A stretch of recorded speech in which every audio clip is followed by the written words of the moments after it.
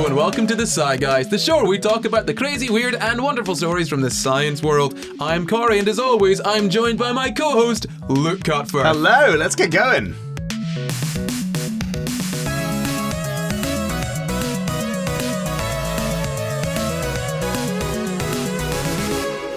This week we're talking about hurty heads. Headaches, stress head, migraines. Migraines, ding, ding, ding. You are correct. But first, we need to thank all of our patrons. Thank you to our patrons for voting in this topic. If you want to vote in a topic in our Patreon vote, all you need to do is head to our Patreon and vote. You can also submit topics. You can get bonus episodes. You could get this other show that we do called After Dark. You could get some cool stuff like pin badges if you stick around for long enough. Hey, there's lots of cool stuff on our Patreon. Go ahead and check it out. But why don't we start off this episode, as we always do, with a little question. So if you're listening on Apple or Spotify or anywhere else, head to the YouTube comments, get down there, answer this question. Do you get migraines, Luke? I do not. I don't even know what it means. You don't know what it means? I know other people complain about migraines, but I've never had a migraine. You never had a migraine? I've never had a migraine either. I've pretended to have migraines to get out of work. Hold on. Yeah. That's because they don't take mental illness seriously. So I just had to pretend that I got migraines because it's something that they can neither prove nor disprove. And so if I was feeling particularly mentally ill, I would just say I had a migraine and I had to leave. Yeah, you have my backing on that. Yeah, right? I mean, like, look, if you're not going to respect one thing, I'm going to pretend to have something else that you can't see. That's all I'm saying.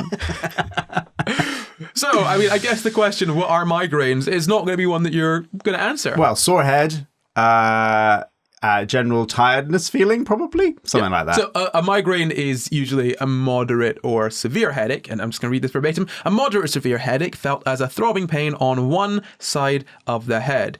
So there's these sort of chronic headaches that are sort of accompanied by other symptoms. So there's more than just a headache component to a migraine. It usually starts, it says, in early to midlife, and obviously, if you think about it, having headaches quite intermittently or quite randomly throughout your life, but still fairly regularly, is going to potentially impact your quality of life. It's going to be a bit of a pain to deal with at the very least.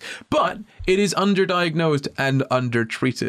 Kind of all know about to some extent, right? Like if someone says, "Oh, you're giving me a migraine," what? You can give people a migraine? Like, people talk about them as people say that to mean bad headache. In the same way that I guess people say, "Oh, I'm so OCD because I like things to be neat and tidy," or "I'm so autistic because I didn't understand that joke." I missed that one social cue. Yeah, there we go. You get what I mean, though. Migraines, they're sort of in the common language, in the common tongue. I don't know. People use the word a lot, is what I'm trying to say. But yeah, we don't know that much about them. Us. I'm saying. I know nothing. Yeah, no, I knew nothing before I went into sort of looking into this episode. But yeah, so there's more symptoms that come along with migraines. We'll get into them in more depth in a bit. But, things like feeling sick, being sick, sensitivity to light or sound. The light and sound sensitivity is probably something that most people are somewhat aware of. And it is pretty common. 1 in every 5 women and around 1 in every 15 men experience migraines. And as I said, usually in sort of early to midlife. So kind of when you're an adult, early adulthood, that kind of age range, right? And they're like, as I said, that you can have chronic migraines. So you have them somewhat regularly, but you can also have a situation wherein you have a migraine and you don't have one for another few years, and then you get another, right? So it's not something that's necessarily going to be plaguing you every week, every day. They could come at any time, they could take a huge break and then come on back. And chronic migraine is characterized by the experience of a migraine or a migrainous headache, it says here, which is quite a fun word to say. Just add us on the end of a noun. Yeah, a migrainous headache on at least 15 days per month. And that is genuinely disabling. I mean, because again, I want to be clear, we'll get into this in a bit, but migraines are more than just a bit of a headache, right? They can be absolutely debilitating, and 15 days for a month is, at the very least, half a month. No, just under half a month. More than half a month if you're in February. Yeah, exactly. At most, it's more than half a month. At least, it's just under half. The median range, or the middle range, it is half a month. Them some numbers for you before someone gets in the comments. Yeah, I know that's not the median. I'm sorry, okay? I just started talking. Anyway, migraines are also a spectrum condition, or migraine is a spectrum condition. People talk about having migraines as sort of a migraine being the individual episode, but also migraine itself refers to, I guess, the sort of, let's call it the disorder, right? The sort of problem that people experience. So like you could talk about migraine in the singular when you mean migraines in general. Does that make sense? Somewhat. So I could say migraine is a spectrum condition, right? So the condition would be called migraine. Singular. Yeah. Right. Yeah. Yeah. Wow. Like cancer. Yeah. Wow. Exactly. It's weird, right? Yeah. It's Because weird. I always think of migraine as being something you have. Yeah. You have a migraine. It's like it's a noun, but like a possessive noun. Yeah. But then you just migraine as an illness sort of thing. Yeah, so weird. this is migraine, but then you can have migraine. This is kind of how people talk about it. I'm just kind of making that clear because I'm going to be switching back and forth on what I'm saying. That's going to be disconcerting. It'll be fine. You'll figure out what I'm saying. Context is key. It's like sheep. Sorry. Yeah. It's like a singular, but it's like singular. The plural is migraine. Yeah. Oh, God, sorry. I'm wrapping my head. You're giving me a migraine, Corey. It can also be like, oh, look, let's not make light of this. Sorry. It could also be like fish, because I think the plural of fish is fish, unless you're talking about different types of fish, in which case it's fishes. But if you're as educated as we are, you know that there's no such thing as a fish. Yes. I really drew that one out. I can't remember why, but that is, apparently. Because genetically, there's grouping fish together is essentially just grouping everything that lives in the water that isn't, like a mammal or a reptile or a bird or whatever together. They're not necessarily all that closely related to each other. Right. They could have closer relatives that wouldn't necessarily be classed as fish. So it's like you're going through your DSM-5 and you're like, is it a mammal? No. Is it a reptile? No. Is it a bird? No. If not, it's a fish. Yeah. Yeah. It's your final diagnosis if it's not any of the above. I want to make clear that you're using this as a metaphor. Luke does not think that the DSM-5 is used to... No, I thoroughly think that fish is in the DSM-5. And its diagnostic criteria is, have you excluded if it's a mammal, a bird, or a reptile? That's something I'm asserting as a fact. I'm going to move on.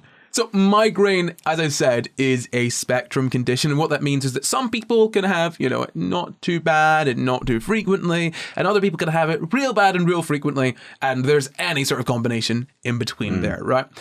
Essentially, that's not necessarily to mean that it's within one person, a spectrum, which, it could be, it could change over time. But what that means is that among, everyone that, gets migraines, it's not necessarily one consistent way of experiencing them. It also sounds like it's like a multi-dimensional spectrum, which is really fun. Like, because you have frequency on one axis and then you have intensity on another axis. Yeah. So, wow, double spectrum. Yeah, so you can have infrequent but very intense, or, very frequent but very mild. Like the Kinsey scale. No, the Kinsey scale doesn't do that. I've seen a Kinsey scale with two axes. I only know the one axis. Yeah. What's this? Okay. Okay, well this is irrelevant anyway. Yeah. So let's talk about the prevalence. How common do you think migraines are? In what sense? Like on any day, how many people are having migraines? How many people in the population get migraines? What do you mean? Give me whatever you want. Okay. On any one day, I think 322 million people have a migraine. I think that 1 in 50 people have like consistent, frequent migraines. Okay, well, that's interesting. I did mention earlier 1 in every 5 women and around 1 in every 15 men. God, I wish I paid attention.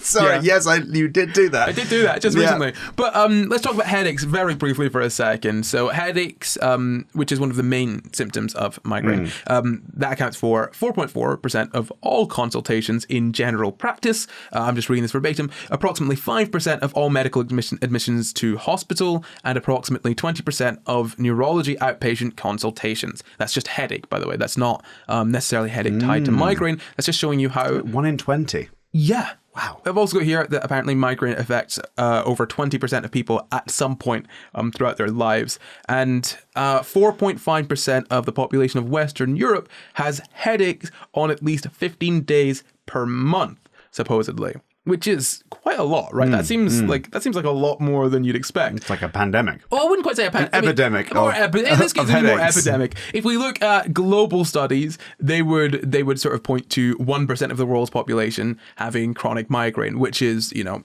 attack at least 15 days out of every month. Yeah.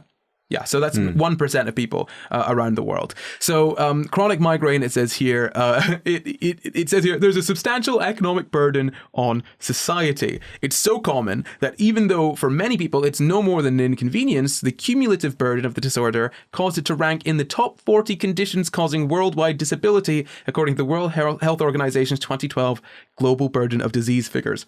Weird that the World Health Organization has, like a global top 40. Kind of UK next top 40. Yeah, right. Like I can imagine them sitting on the radio and like listing it off Smash the same hits. way. Coming out for the Christmas number 1 this year in 2021, it is COVID-19 for another win. Like seriously, God, I can't believe there's a clip of me saying that online now. But yeah, no, I mean, it makes sense that the World Health Organization would say, here are the top 40 disabling conditions. However, wouldn't call it a top 40. Yeah, but I mean, it's interesting because this is something I was thinking about a lot during that big world event that happened. Oh, you mean the World Cup? No. Anyway, during that big world event that happened, the pandemic, I thought about, we got into all these good habits of wearing masks when we had a cold and like social distancing if we were unwell or staying home. It got me thinking about like, I was at the time doing an economics degree. And so it got me thinking massively about like how large the economic impact must be every day on even just things like having a cough, like the amount of people who have coughs and then they don't have a good like system in their workplace whereby they're allowed to work from home, especially pre-pandemic. Yeah, if they're able. Yeah, if they're able to at all. Yeah, I mean, many people can't. They work in a restaurant, for example, go and work from home there. But like the drag on the economy must be insane if you looked at it on a macro scale of like, if we just implemented basic stuff, like, for example, they do in China where wearing face masks if you have a cold is more common than it is even now that we normalized it for 2 or 3 years, it's now not normal again. We're a resilient bunch. Yeah. We're very stubborn, aren't we? But seriously, if you're looking at stuff that's like trying to like create economic growth and stuff like that, even simple behavioral things like that, I feel like they must have massive measurable effects. And having a headache, your economic output on any one day, if you've got something like a headache going on all day, I reckon that's measurable on obviously not measurable by like literally, but it's sizable. The difference, is... Yeah, I just find that... And we don't have things like... We are pretty lucky in our country, for example, to have pretty cheap access to pain medication, which the United States... I don't know if you've ever tried to buy ibuprofen in the United States, but it's like 30, 40 times more expensive than it is here. I thought like paracetamol was cheaper. Paracetamol is fine. Okay. Ibuprofen is not called ibuprofen in the US, it's called something else. And Tylenol, is it not? Yeah, it's easily $15, $16 a packet, whereas over here, you go into Tesco, it's about 30p. Oh yeah, no, ibuprofen is super cheap. So that is a good thing for the economy, like having easy access to pain medication if you have a normal headache and it's not debilitating in any other way. That's great. That would be great that's good for a system level, and that's a good example of why policy that seems like, why are we giving everyone this thing for cheap? They should buy it, they should work for it, and actually it's good for everyone in the long term. No, I think you found something really interesting there, because it kind of gets me thinking about how compassion could improve society somewhat. Don't you think? Like, I mean, in sort of economics, yes, we think of it as being cutthroat, ruthless. It's all about increasing profit. It's not about making people more comfortable. It's about increasing productivity, and you don't increase productivity by making people more comfortable necessarily. Okay. As you've said many times, in studying economics, one of the first things that you learned was that a lot of it is just whatever, made up stuff that like we pretend makes sense when actually it's kind of been proven to not make that much sense. Well, right? It's more that they teach you all the sort of economic theories that you will hear sort of used by politicians all the time. And then they very quickly teach you that those are like, but in practice, that's like nonsense. Yeah. But then you'll hear it on BBC News, like being spouted by some politician. Yeah, well, see, that's interesting to me because there's this person on TikTok, Madeline Pendleton, who is, honestly, I think fantastic. She runs a business. It's a shop where she sells clothes, and it is the most ethical business I have ever seen in my life. And look, we run SCI GUYS together, and I try very hard to make sure that we're treating people fairly when we sort of work with them, when we get a sort of freelancer or someone involved. We try and be as fair as possible. Now, the way that she runs her business is honestly the most compassionate way, and it seems like such a great business to work for, and it seems like such a sort of, successful business in that everyone there earns the same wage, they have unlimited paid time off, they can take sick days for when they need, and the business doesn't try to run for a profit. by which I mean they reinvest the money back into the business so that the people working there have healthcare. Recently, they bought everyone working there new cars so that they had a car to get to and from work.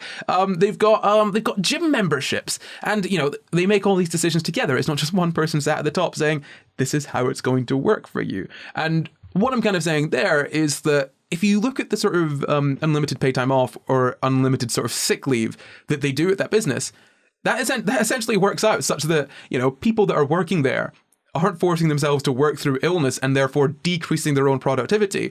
They're giving themselves the time to rest so that when they do come back, they're able to work properly. I mean, I saw a video from her recently where she mentioned, when people come into the business and they're used to, normal working practices where they need to work through illness or they're not necessarily feeling great. I can't take time off. I need to get this work done.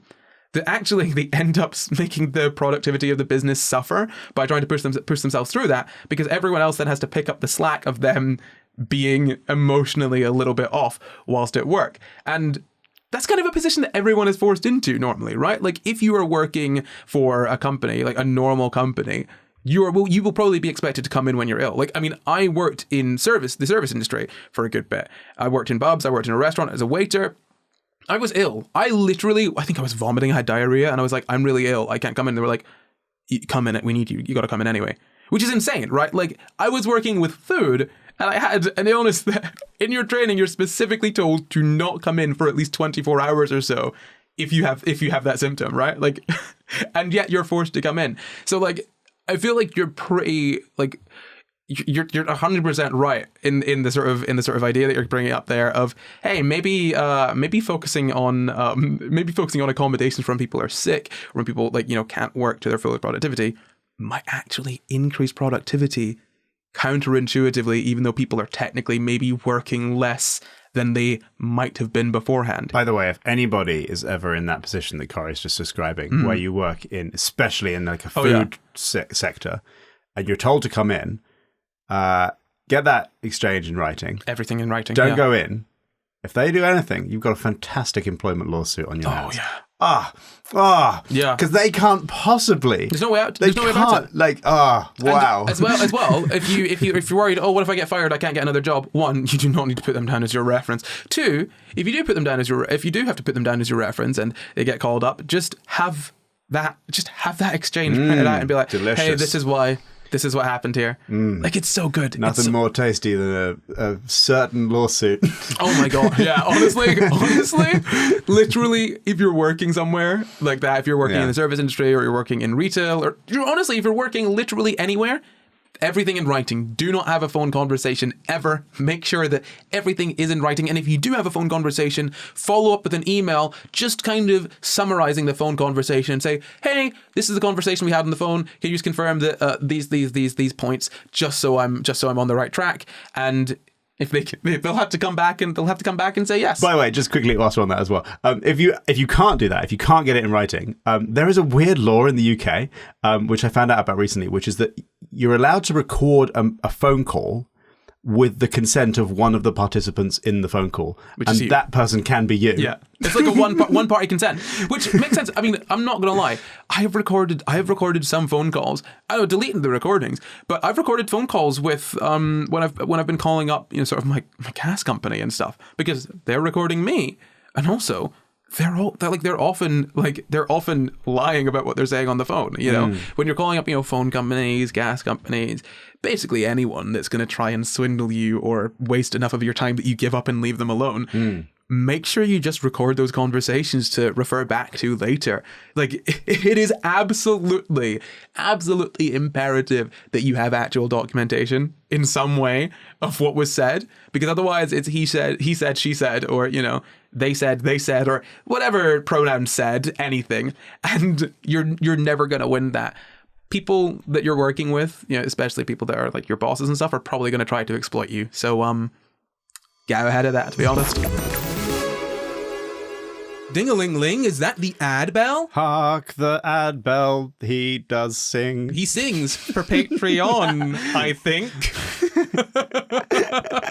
If you head over to our Patreon at patreon.com/SciGuys, guys, you can get a whole host of cool things. What can they get, Luke? Oh, bloomin' heck. They can get so many things. There's bonus episodes. You can request topics for episodes. There's an entire other show called After Dark where we discuss sort of philosophical things and just general discussion, the kind of stuff that you imagine we talk about after we've finished recording. Well, that is when we do it, so that is what we do.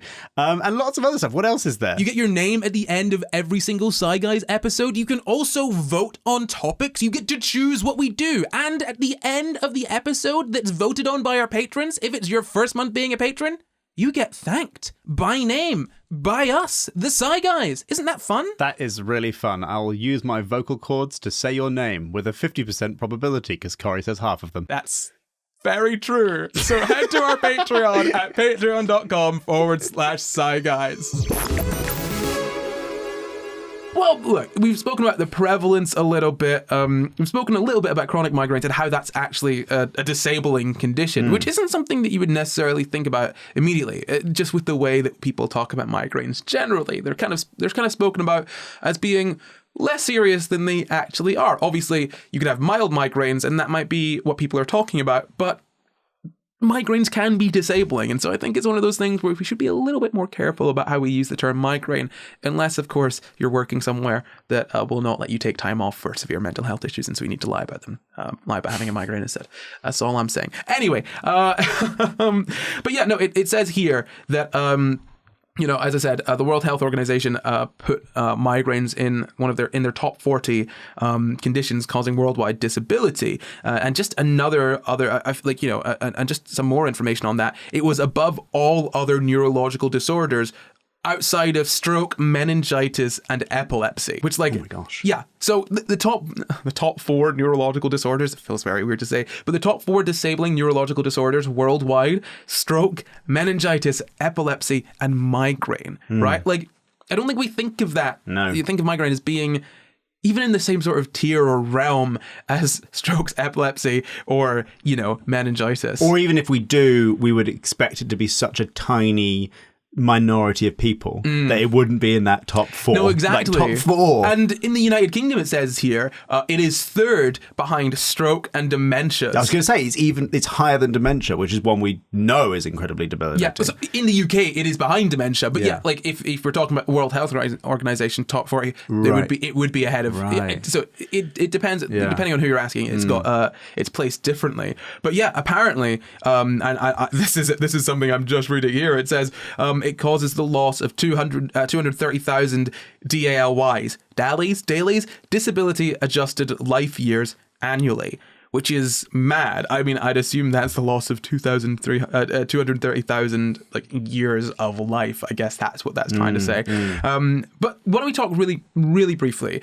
We've kind of covered what migraines are, how prevalent they are. Why don't we talk really briefly about the difference between migraine and headaches? What do you think the difference there is? I've touched on it already. Let's see if you were listening. Well, yes, this time I was listening, in that you said that a migraine is on one side of the head. Okay, that is not the thing I wanted you to listen to, but okay, yeah. And it also has other symptoms that come with it. So a headache wouldn't be, like, you wouldn't say, I've got a headache, and one of the symptoms of headache is vomiting. Yeah. But you would say, apparently, according to your research here that I was listening to earlier, you would say, I've got a migraine, and a migraine includes a headache and also vomiting, for example. Exactly, yeah. So, I'll put it this way as well. I'm pretty sure that you can have sort of a migraine on both sides. I don't know why it just said one side. I think it's usually one side, but it can be both. Double check that yourselves, because I'm getting different information from different places. But the main thing I want to point out, is that headache is a symptom. And migraine is a condition. Yeah, it's a condition which is made up of a number of symptoms, like a cluster of symptoms, right? So headache is literally just, it's what it says on the tin. Achy head. Yeah. Got a sore head.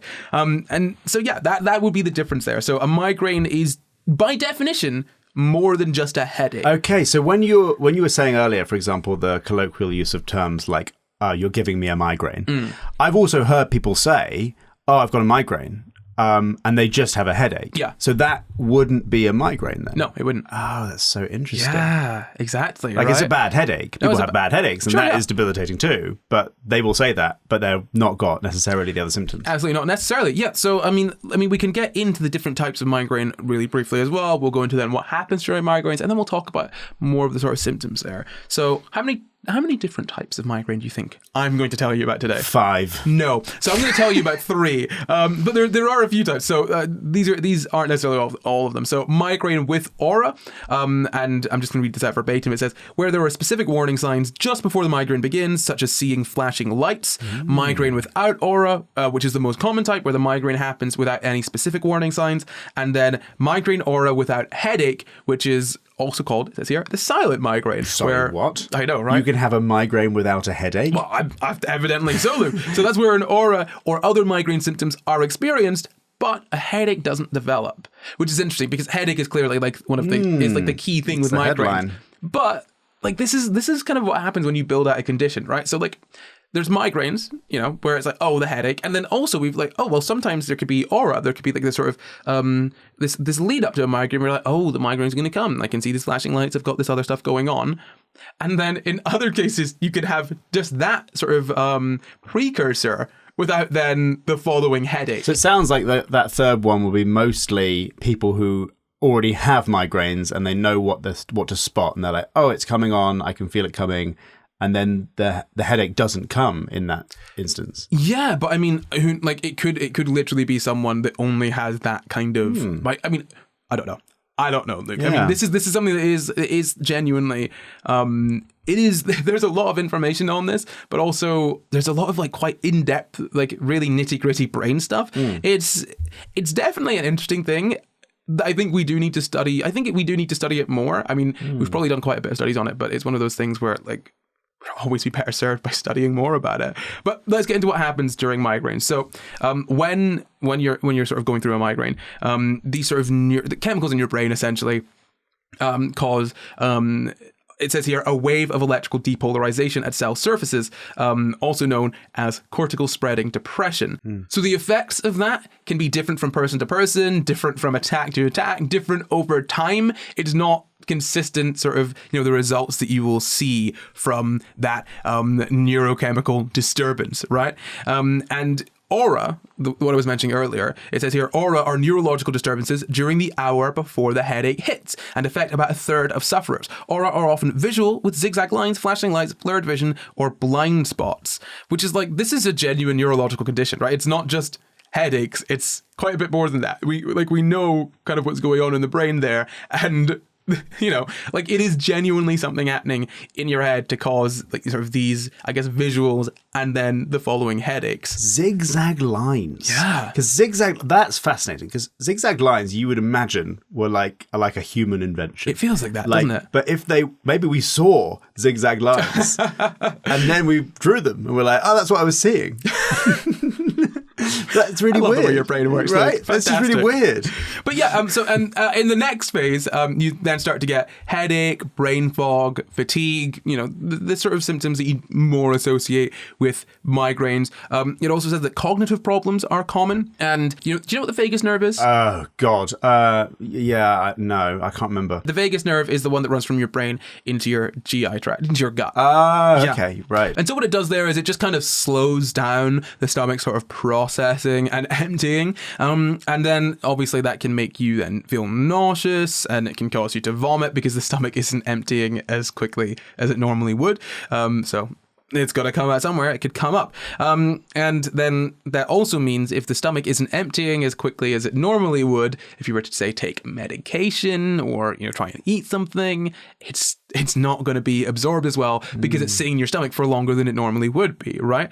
And it says here that the pain that's experienced during migraines can be felt anywhere on the head, neck, or shoulders. And also apparently in kids, it's not uncommon to have pain in the abdomen as well. And So that's kind of like the sort of, that's what happens during migraines. As I said, there's sort of different stages. So we'll go a little bit more in depth to that with the distinct stages. So not everyone goes through all of these stages, but I'm just going to go through them all here. So there's the prodromal or pre-headache stage where you get changes in mood, energy levels, behavior, and appetite that can happen for a few hours or days before an attack. Right. So I want to be clear. Like, I didn't fully appreciate what migraines were until like, researching for this episode. I was just like, oh, it's just a real bad headache. Right. But no, it's a neurological condition that can affect you for days before and after an attack. It's not just a headache in one moment, And a very specific, reason why it's happening. You're talking about this depolarization. Yeah, exactly. And then, so moving on from that, from the prodromal, the pre-headache stage, which can last for a few days before, you've got aura, which we've already spoken about, which is usually the sort of visual stuff, the zigzags that you were so enthralled with. Flashes of light, blind spots, which we've already mentioned. That can last for 5 minutes to an hour, which, again, having a 5-minute warning is, it could be good, but also that could be oh God, here we go. It could also be up to an hour. Do you know what I mean? Like, the uncertainty there as well. I mean, you think of sort of something being disabling as it being just sort of quite literally disabling, like, oh, here is pain. Oh, here is you being unable to move because of these mechanical reasons. But then also, you got to think about the sort of mental state that you're going to be in when you're kind of living on edge, where you're like, I don't know when this is going to come, or I don't know how bad this is going to be, or I don't know how long these symptoms are going to last for afterwards. I mean, for me personally, I've spoken about this on the podcast before. I had a case of epididymitis. I had an inflamed tube that was attached to my testicle, basically, right? We don't know why. Literally, no doctor could do anything about it. No one had any idea. I had many, many people cut my testicles, and it was all for naught. But cup, not cut. Cup. C-U-P. Cup. Yeah. Cupped my testicles. Did an ultrasound. They pushed down all my bladder. It was uncomfortable. I got made fun of for not drinking enough when I definitely did drink enough. Anyway, I went through a lot of stuff, right? And the ball pain itself, it sucked. But what was worse was just not knowing what was going on and also not knowing when it would happen, because there was no consistent sort of pattern. And that in itself, that uncertainty was just horrible. It was not fun. So we've spoken about sort of the aura, the prodromal stage. There's also the headache stage, which is fairly self-explanatory. You get a headache. We've already kind of spoken about this. It's usually, it says here, a pulsating or throbbing pain on one side of the head.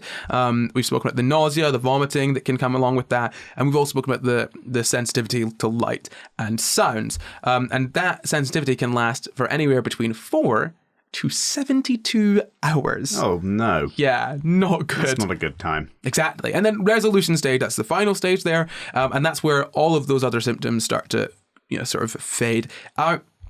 And you could feel sort of like exhausted, basically fatigued, tired for a little bit afterwards. It says here, a few days afterwards, you could feel that, which makes sense because it would be bloody exhausting to go through that, right?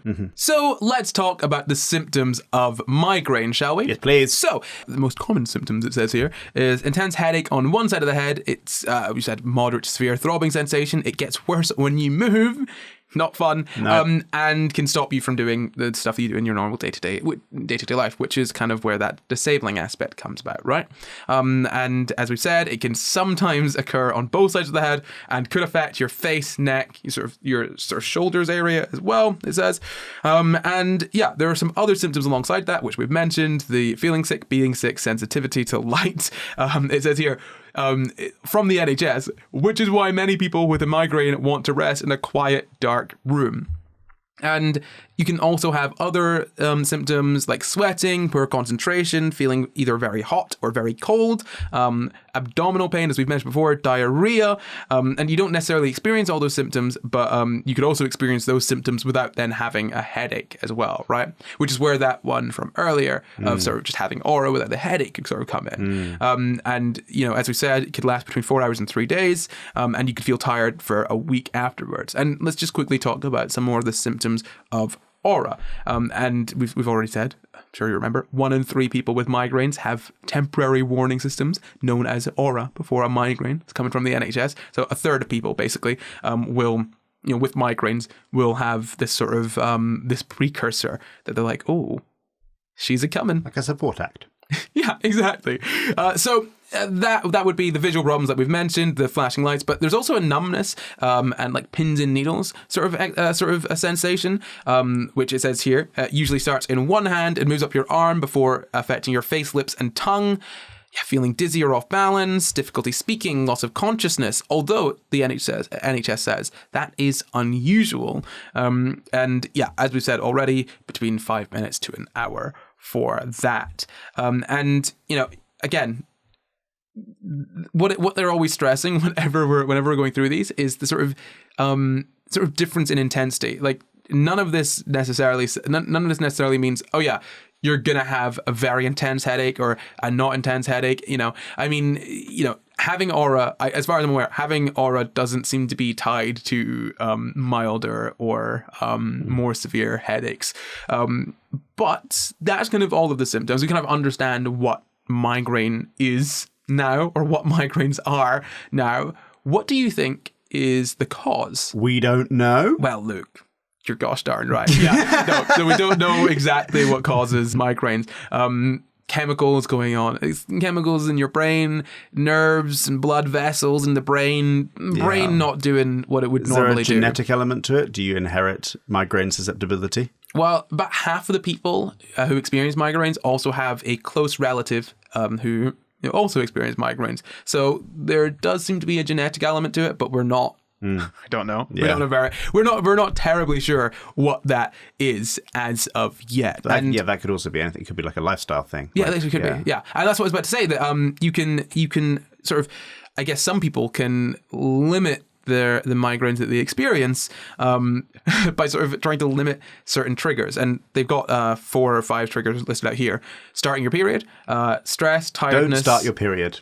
Just don't. Well, birth control pills. Oh, of course. You can regulate periods with certain sort of birth control pills. You don't often just keep going with the birth control pill, so you never have a period, do you? I think some people can. I think some people do. I don't know whether they're supposed to, but I think that some people do. I think it is recommended that you do take time off to have a period. But then you can schedule your period and your migraine and take some time off work. No, exactly. Yeah. I mean, if you were to get time off work for something like ought. that, you ought to. Yeah. I'm not saying that they oughtn't. No, I'm just saying that they mightn't.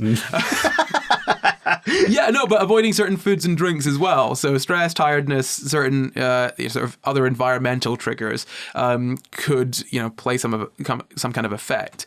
But yeah, I mean, look, we think there's this genetic aspect to it. What it says here is that they sort of set the brain to be less able to process sensory inputs and make the brain vulnerable to attacks. But also there's more going on there. So it's not just genetics, there's also an epigenetic element to it as well. Do you know what epigenetics are? It's the layer which determines which genes are turned on. Yeah, so it's sort of the way that sort of the environment will affect the expression, I guess, of your genes. It's how genes interact with the environment, essentially, right? So that also plays a role. So, I mean, it says here, the more the brain is challenged by these stimuli, the more pain neurochemicals are produced. Migraine threshold theory suggests that combinations of changes irritate the brain and trigger attacks once pain neurochemicals reach a certain level. So what that's saying there essentially is that there are certain stimuli that come in, right? Certain things that you experience, and your brain.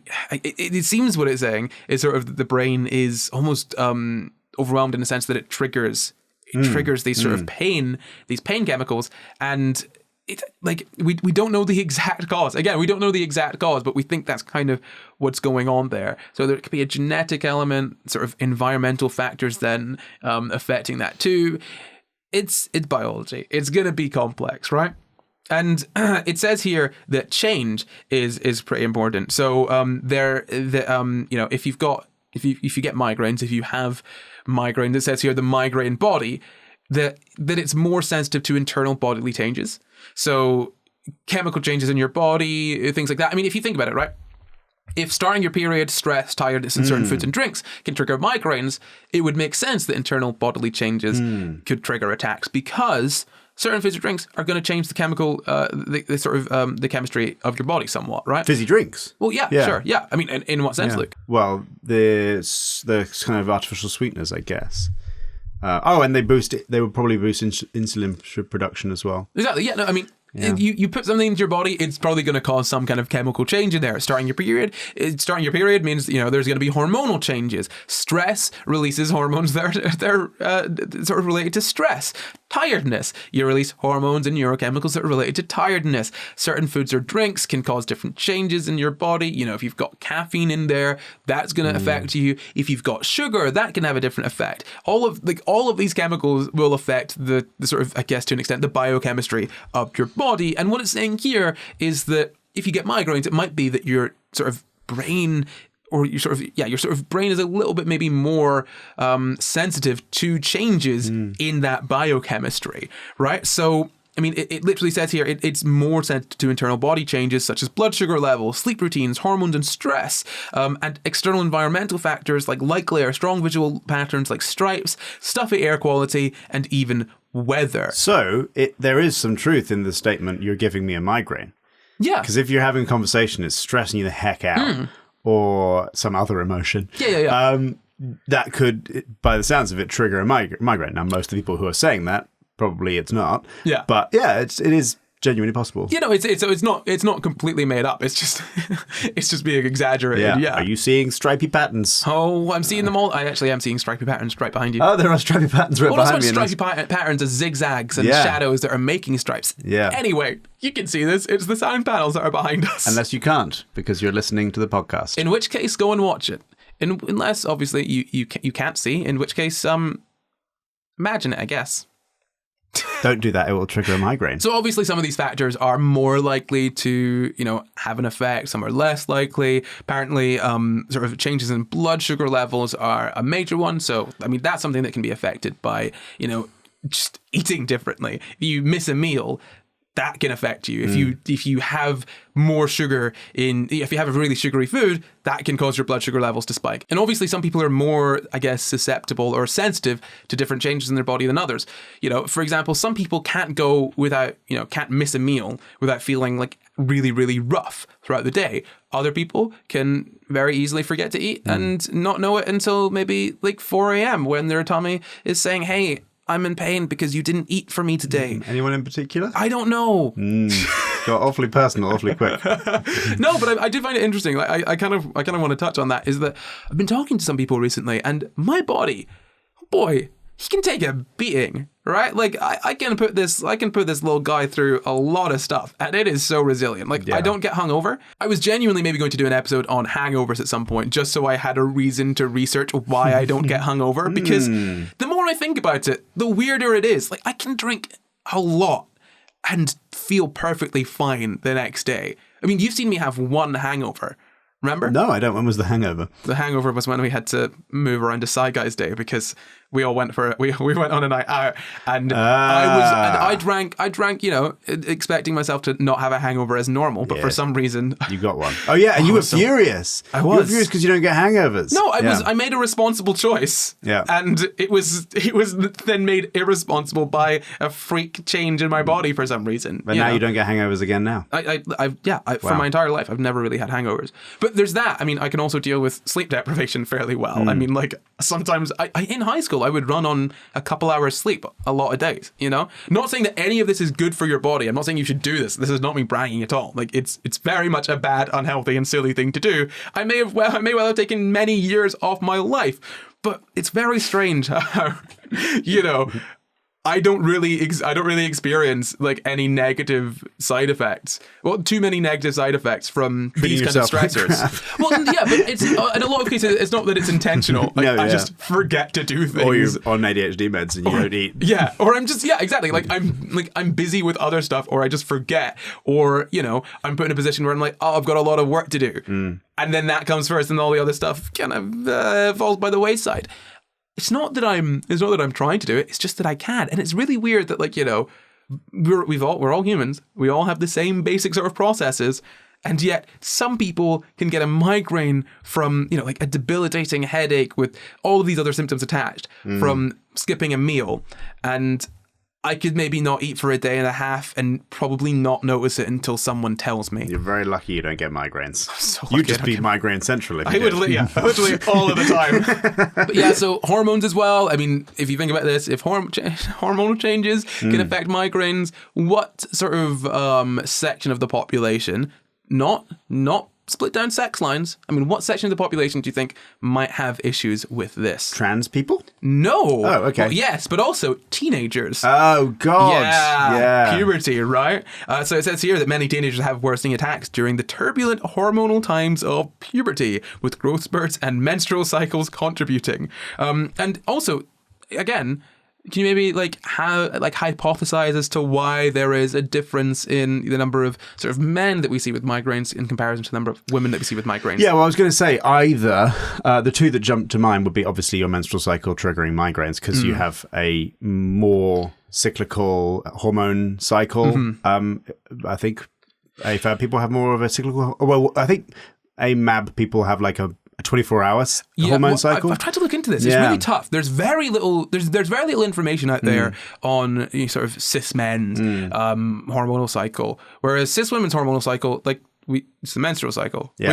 We all know what that is. It's like a monthly thing, and so day to day, you kind of maybe see. And when I say day to day, I mean different days. You may see more fluctuations, whereas with cis men, if it is that 24-hour cycle, which I'm not 100% sure on, but if it is a shorter cycle, then there's less of a change between different days. And we don't know about cis men's hormone cycle because that's just the baseline for every drug ever tested. Yeah, of course. Also, we're not doing periods or whatever. It's an easy way to track it. Yeah. So why would we even bother? But I was also going to say possibly menopause would bring on a lot of migraines potentially. Although it is younger people. You said it's earlier in life you get migraines. Earlier in life it starts. Right. Yeah. Okay. Yeah, absolutely. And it says it literally says here any kind of change could worsen attacks. It gives some examples: a new job, moving house, traveling abroad, but even stress reduction apparently as well. So not just not an just increase of stress, chill out. but a decrease in stress. Because if you think about it, if you're used to running high stress and then suddenly your body boom drops all that stress, you're relaxed. It's the change that's the issue. It's not necessarily the absolute value of whatever sort of stress or sort of neurochemicals and hormones are in your body. It's just the change between the two. Yeah. So it says here, letdown or weekend migraine attacks are commonly described, frustrating for people relaxing after a stressful time. You can understand why this is debilitating. I'm really glad this was voted in by our patrons because this is something I didn't know about and wouldn't have known about. I tell you, the closest thing I ever got to what I think a migraine would feel like was actually when I gave up caffeine. So I quit caffeine. I now drink caffeine again, but I tried to quit caffeine. And I had about 3 days where I couldn't focus. I was sore every time I moved. I had a headache.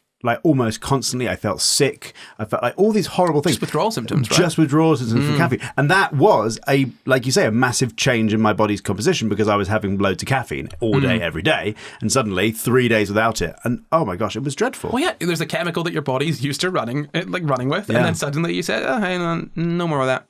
None. You're done now.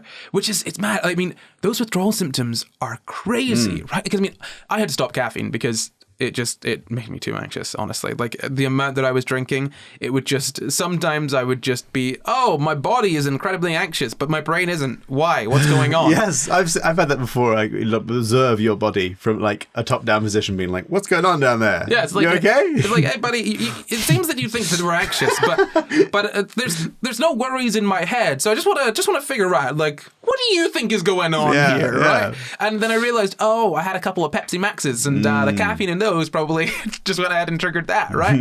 But coming off of caffeine it's not fun. It's not nice. I mean, you think about it. People are addicted to a drug.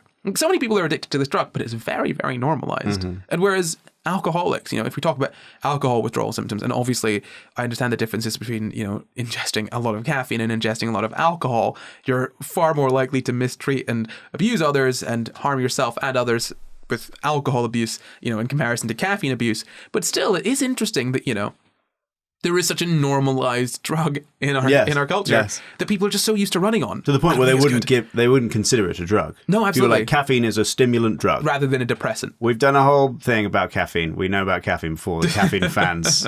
We understand how it works. But yeah, it's essentially, we use it as a stimulant drug, right? We use it in the opposite way that we use alcohol. We use alcohol to chill out. We use caffeine to get up. And yeah, that's just a normal part of your day. There are multinational billion-dollar corporations that sell it to everybody with no control whatsoever. And yet, you tell someone that they might have a puff of marijuana for a medical condition because they have, like, for example, multiple sclerosis, and then suddenly it's like, no, you go to jail for that. Yeah, especially in the UK. Especially in the UK. And do you know what's interesting to me about the whole caffeine thing is that I'm going to use the C word, Luke. I'm very sorry. We're getting into it. Ooh. But... Caffeine. Yeah. No, but caffeine... I don't think would be nearly as popular a drug if it weren't for capitalism forcing people into thinking that productivity is the sole determining factor of their worth, right? Because if you think about it, right, like, okay, I only ever need to ingest caffeine generally when I'm on some kind of crunch, right? When I have left things too late and it's very late at night, I'm like, I need to stay awake. But other than that, I could just kind of sleep when I'm tired and wake up when I'm not and get stuff done around that. This whole sort of needing caffeine to get up and get going and do things in your day it's so dangerous, man. Like I've done this thing where I remove basically all caffeine from my life, and maybe I'll have a coffee like 4 times a year. If I want to have a coffee, usually I have decaf. Maybe I'll have a coffee 3-4 times a year, or an energy drink a couple times a year. Only when I need like a burst of energy, and I use it like that. But people are using it like every day as it helps me get up out of bed. Well, yeah, it does now because you can't get out of bed without it because your body's used to that, and you now need it for that. Like, there's diminishing returns. Is my point. You know, it's absolutely mad that addiction is just so normalized. Like, a girl in my school when I was in high school had to stop drinking coffee because she had literally damaged her body from the amount of caffeine she was drinking. Whoa. No, I know. Insane. And they just sell it to literally anyone who will buy it. Okay. But okay, so that is a lot of the migraine stuff. It's basically everything to do with migraines except for one sort of part, is the sort of prevention of migraines. So essentially, all you can really do here is just sort of try to avoid the triggers that you spot. If you spot there's some triggers, try to avoid that. I mean, as far as I'm aware, there aren't really many treatments for migraines other than that sort of like maybe counseling to help you sort of deal with the mental aspect of it, and just generally trying to live a healthy lifestyle, have a balanced diet, not put your body through too much sort of stress. And when I say stress, I mean like psychological stress, maybe physical stress, stress from sleep deprivation, all of these sorts of things. Try to be somewhat consistent and not have drastic changes in your body's biochemistry. And then avoid triggers, the sort of triggers that we've spoken about, like periods. Just avoid them altogether. That's kind of what the advice is. But we don't have any kind of treatment for like a migraine's coming, or it's on set. Have we got a drug for that? We do, but it says here, if your migraines are severe or if you tried avoiding possible triggers and are still experiencing symptoms, a GP may prescribe medicines to help prevent further attacks. So there's anti-seizure medication, it's topiramate, and there's another one called, you might have heard of this, propranolol, which is it's used to treat high blood pressure, and those could take a few weeks to start to improve the symptoms. But yeah, there's not a lot out there to deal with migraines. It seems to be mostly something that you kind of have to get along with. I mean, there is medication for it, but it's one of those things where they kind of tell you, okay, change your lifestyle. And if that doesn't work, then here are drugs. Or at least that's what the NHS is saying, right? So yeah, that is migraine. That is sort of the entire episode for us. We've gone through what they are, the difference between migraines and headaches, causes, symptoms, everything. And you know what? I'm glad we did this, because I didn't know anything about this topic until I sat down to look at this episode. Wow. Yeah, well, fantastic. So thank you, patrons. But there's just one thing left to do. Uh-oh. It's a quickfire quiz. Dun, dun, dun, dun. Migraine edition. So the rules for the quickfire quiz are the same as always. I'll ask one question. That's just one question for you, Luke. If you get the answer correct before someone in the audience answers it before you, then you win. What do you win, Luke? I win some of that tasty migraine medication, and I'll give it to a person in need. What a kind, generous fellow. Well, here comes the question for you, Luke. The question for you today is... what percentage of people with migraines have the temporary warning systems, also known as auras, before a migraine? 30%. 30%? Well, it's 1 in 3 people. It's 33.333 repeating, Luke, but you know what? I'll give it to you. Well done. Did you beat Luke this week? Get down to the comments and let us know. But I think that's pretty much everything from us, is it not? I think that's everything from us, other than if you have a migraine, let me know and I'll send you that sexy medication, because I just won it from Corey. Oh, sure. Okay. Now well, Corey you. has to source a controlled substance. Please, thank you, Corey. Okay. Well, look, I want to thank all of our patrons for voting in this episode. You guys are wonderful. You let us make this brilliant show that we all enjoy so much. Speaking of thanking patrons, let's thank some patrons. Yes, let's thank some patrons. Every single time we do a Patreon vote episode, we like to thank the new patrons of the month. So go ahead and sign up if you want us to thank you by name at the end of an episode. So first off, thank you to Koi Busey. Thank you, Abby Dwyer. Thank you, Thria Lemma. Thank you, Moki. Thank you, Jennifer Johansson. Would not be Johansson. Thank you, Jennifer Johansson. Thank you, Jennifer Johansson. Thank you, Jennifer Johansson. Thank you, Jennifer Johansson. And thank you, Mikhail van der Meulen. Wow, lots of very sort of Dutchy, European-y names today. Finally broke through to the Dutch. They all left after Brexit, but we're back. But... time for us to go. So thank you to all of our patrons, with an extra special thank you to executive producers Danito and Glitch Rabbit. And thank you for watching. You can find the full reference of this episode down in the description. Subscribe for new episodes every Sunday, and why not leave us a nice wee review? You can support the pod at patreon.com/SciGuys, guys, or you can find and contact us at SciGuysPod on Twitter, Facebook, Instagram, YouTube, and at SciGuys on TikTok too. Or you can send us an email at SciGuysPod@gmail.com. That's SciGuysPod@gmail.com. SciGuysPod @gmail.com. You can follow me at Corey everywhere. You can follow me at Luke Cupforth everywhere. Well, goodbye. Ooh, goodbye.